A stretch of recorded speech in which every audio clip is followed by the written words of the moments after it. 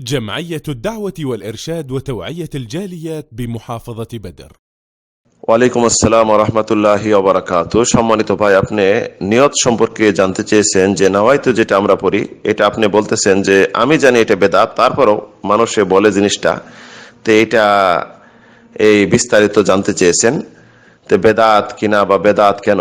তো সম্মানিত ভাই, আপনাকে বলবো যে ইসলামিক শরীয়তে যে জিনিস কোরআনে নেই, হাদিসে নেই এবং রাসূল সাল্লাল্লাহু আলাইহি সাল্লামের আমলে নেই, সমর্থনে নেই, তার কর্মে নেই বা আদেশে নেই, সেটাই হবে বেদাত তথা শরীয়তের নতুন আবিষ্কৃত বস্তু।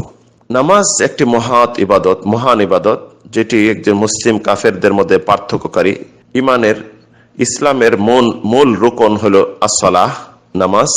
এই নামাজ এত গুরুত্বপূর্ণ এবং মহান ইবাদত, এর মাঝে যদি নাওয়াইতু এটা পড়া যদি শরীয়তে বৈধই হইতো, বেদাত না হতো, তাহলে রাসূল সাল্লাল্লাহু আলাইহি সাল্লাম 23 বছর জিন্দেগিতে কত ওয়াক্ত নামাজ পড়েছেন যদি হিসাব করি তাহলে অনেক হবে। তাহলে কোনো এক ওয়াক্তও তো এরকম তিনি গদবাদা বলেননি। তে আমরা অবশ্যই নিয়ত করব, নামাজে নিয়ত করতে হবে। নিয়তের অর্থ যেটা ওইটি আমরা করব, কারণ নিয়ত আরবি শব্দ অর্থ হলো মনে মনে সংকল্প করা। তো একজন মুসলিম যখন নামাজে দাঁড়াবে, সে নিজের দেহ এবং মন উভয়ই ওই নামাজে উপস্থিত করে সে তাকবীর দিবে, সে মনে মনে। কারণ নিয়ত হলো মনে মনে সংকল্প করা, এটা অন্তরের ব্যাপার, ব্রেনের ব্যাপার, এটা মুখে উচ্চারণ নয়। তো মুখে যে উচ্চারণ করে নিয়ত যে পড়া হচ্ছে, এটা কিন্তু নিয়ত করা হচ্ছে না, কারণ যারা নিয়ত পড়ে এর অর্থ তারা জানে না। অবশ্যই একজন মুসলিমের উচিত ভালোভাবে যে কাজ করবে এই কাজটি নিয়ত করা, মনে মনে সাব্যস্ত করা। কারণ রাসূল বলেন ইন্নামাল আমালু বিন্নিয়াত, প্রত্যেকটি কাজ নির্ভর করে নিয়তের উপর। তো এই নিয়ত যদি বেদাতপূর্ণ হয় তাহলে আপনার নামাজই তো বেদাতপূর্ণ হয়ে যাবে।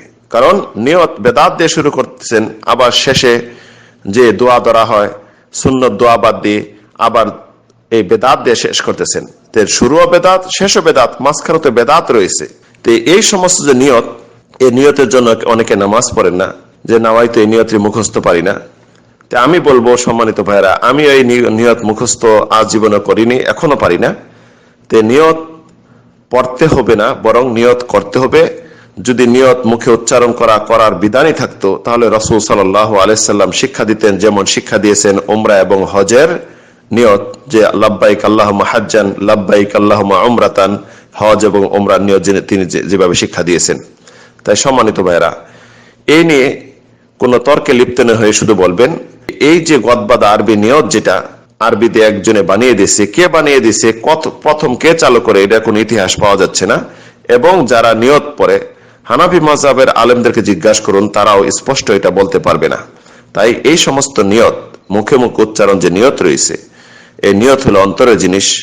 এই মুখে মুখে উচ্চারণ নিয়ত বেদাত, কারণ রাসূলের যুগে ছিল না, সাহাবীদের যুগে ছিল না, পরবর্তী আইম্মা মুজতাহিদিন যুগে ছিল না। তাই সম্মানিত ভাইরা, আমরা যে কোনো ইবাদত করব অবশ্যই নিয়ত করব। নিয়ত হলো ইবাদতের কবুল হওয়ার পূর্ব শর্ত, বা ইবাদতের সুষ্ঠু সমাধান হওয়ার পূর্ব শর্ত। তবে রাসূল সাল্লাল্লাহু আলাইহি সাল্লামের পদ্ধতিতে নিয়ত করব, কারণ নিয়ত হলো মনে মনে সংকল্প করা। আল্লাহু আলাম। ও সাল্লাল্লাহু নবিনা মুহাম্মদ।